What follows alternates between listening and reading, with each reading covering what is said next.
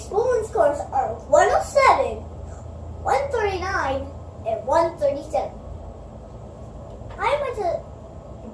Oh no, I was just gonna... I'm sorry to interrupt you like this. You said all of your bowling scores were in the hundreds, which blows my mind because I can't get anywhere over 90. But good for you for being 7 years old and bowling literally twice as well as I do. Well, actually, my high score is a 157. Okay, that makes me feel even worse.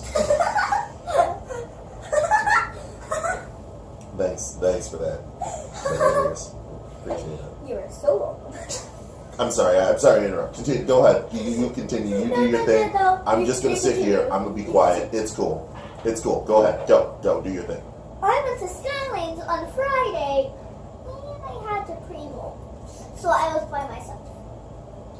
But because I pre-bowled, I got to go to the home show this weekend and met a lot of people that want to be on my radio channel.